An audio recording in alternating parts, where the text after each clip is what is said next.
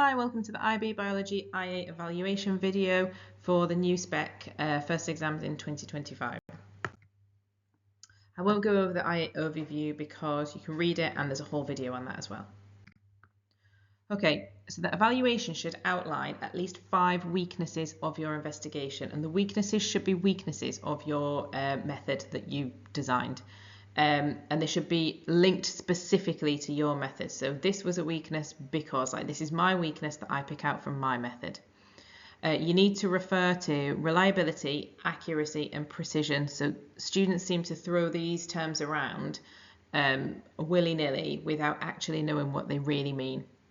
So make sure that you understand that reliability is the number of reliability is increased by more repeats or taking more samples, and accuracy and precision can be increased by using different equipment or more accurate or precise equipment.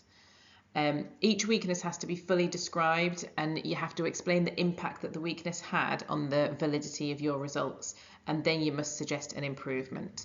You can see the marking criteria here on the right, which is worth having open as you're writing your IA.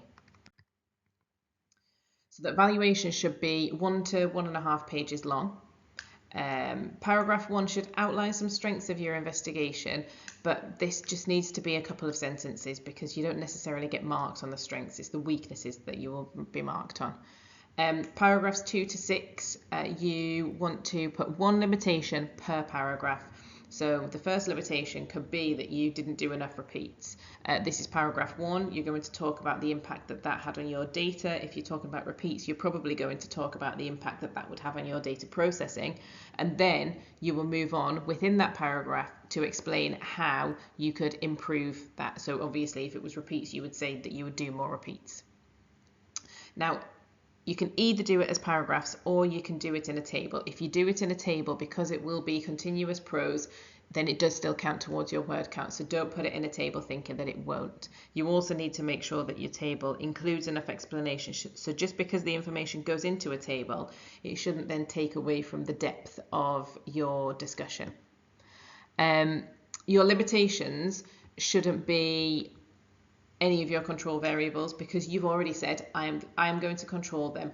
This is how I'm going to control them, and that should be included in your method. So you can't then mention it as a limitation. If you've controlled it, then you've controlled it. It shouldn't be a limitation of the method.